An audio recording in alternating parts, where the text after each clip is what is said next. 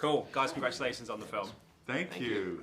Freya, I wanted to start with you. I'm sure all day you've had people asking about ape camp and all that. Oh, yes. All that kind of stuff. I wondered for you, how long did it take you to get over the lycra and the spandex and the weird dots? Honestly, I got used to it quite quickly. I mean, I'd been sort of getting to see them gradually turn into apes, and so I was you know, the suits were entertaining for a moment, and then it became very normal. Yeah, it's almost weirder seeing you guys without the suits on. Well, it's weird like seeing me you being without clean. dirt. Yeah. Well, our wardrobe was pretty, basic, and we just constantly wore the same wardrobe. You know, you guys look like pineapples. But you joined some good company who have worn that spandex. Josh Brolin did it for Thanos. Cumberbatch did it for Lord of the Rings. Obviously, Andy did it before. We were all in it together, Yeah. and so it was hard to. It just felt normal for us. Maybe not. For her, it was entertaining. Was there a particular scene where you guys, after the take or the few takes that you'd done, where you thought, I feel like I'm a proper ape now? That particular scene, I was like, yeah, I nailed the apeness in that. During scene. ape school. Yeah, it happened, I think, during ape school. Yeah, we had such great tutelage from our friend Alain Gauthier, he was the artistic director of Cirque du Soleil, and he came over and worked with us after 25 years of working with them, and he just, day by day, through the scope of, for you guys, 6 weeks, for me 4 weeks, I became Proximus, absolutely. Yeah. In the 4th week, he asked me a question, and it came out as Proximus, and I had never heard Proximus speak, and I peed a little bit. It scared me.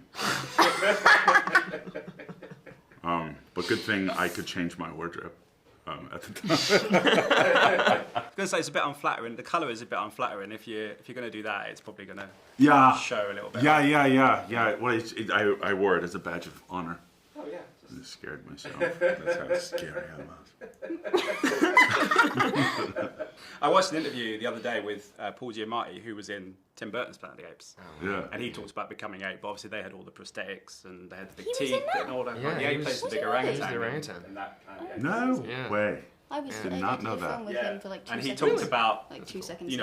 putting Yeah. all the stuff on, which you guys obviously don't do. You obviously go to the ape school. Do you think you would have suffered more for your art and everything if you'd have gone that way? Do you think you would have gone more ape if you'd have had all the I've stuff? done a lot of prosthetic work in the past because directors love to hide my face, and it's a tough process. It's arduous. I mean, my first TV series I did with Jessica Alba. I was Dark Angel, and I was a dog man. Were you a Dark Angel? Yeah, I was really? Joshua. Oh. Joshua. He's been People that show for a afraid long of time. things they don't understand. I was half dog, and it was like 5 hours every morning, and then an hour and a half every night. So if Jessica was called in at 7 a.m., that meant I was in at like 2 a.m. So it was a lot of hours and it's basically like getting like white bread, put cold mayonnaise on it, and then slap it on your face, and then someone just blow dries it onto your skin. It's fantastic. But it is a cool process too, but this was definitely really liberating to be able to just completely immerse myself and not worry about my own vanity as a human. Yeah, you're pretty much in every scene. I mean, how was it for you? Because that's every day you're in, and the months before you're in that costume, you're in all that. It was so much fun. Like it's really freeing, and especially once you kind of get in the routine of it. For me, it was like because I was in every day, all day. I was very much a routine. I'd come in, I'd get in my suit, I'd put my dots on, I'd do my little range of motion thing where you go in and calibrate to the stuff, and then you're just in that all day, and you get to play. Did you have a day off? I had 2 days off, but I spent both of them on set. Because one, they thought they were going to need me, and then they didn't. And it was my birthday. Oh, I remember that. Which was fun. And then the other one was you and Bill, and I just wanted to watch. Yeah. guess that's a positive to put on the dots than having to put the makeup on for. Oh my god! Yeah. I spent 6 months with patches of Covered in dirt on dirt. my because like if I was filming consecutively, I wouldn't bother taking it off because it just wasn't worth it because we'd have to redo it all.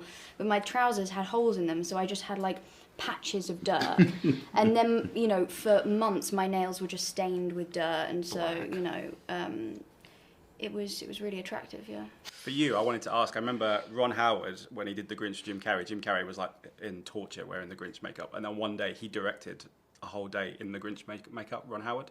Did they ever ask you if you wanted to have a go? Like, do you want to do a day? Do you want to be in the background, or was it something? Oh, what, being an ape? Being an ape. Well, this is what I said earlier. I said if there was ever the opportunity again, I would love to get to be an extra ape. I'm surprised Just you for asked fun. just to be in the background, just to like give it a go. Well, I mean, give it a go. Yeah. I mean, I don't know. I'd probably really embarrass myself. I picked up your extensions a couple of times, and I was a bit. You weren't bad. I mean, you did a fair amount of crawling around on the floor. I'm a great crawler. I'm a professional crawler. As many. I spent my whole childhood crawling. And not because I didn't learn to stand or walk, but just because I wanted to be a dog. So I do feel like this role was destined for me. Yeah. Also, very good running. I'd imagine if Tom Cruise sees it, he loves people that. It was good running. I was telling her today. I was like, were you in track and I was field? told by head of stunts that Good running. good run, Yeah. solid run. And he watches everything, Tom Cruise. So you never know. He picks people up from everywhere. So. Tom Cruise hire Mission me Impossible in Mission 10. Not Very Impossible. Guys, I really love the film. Thanks so much for your time. Thank you. Pleasure talking to Thank Thanks you. so much. Thank you.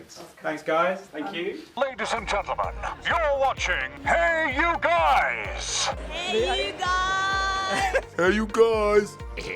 Hey, that's what they all say. Hey, you guys.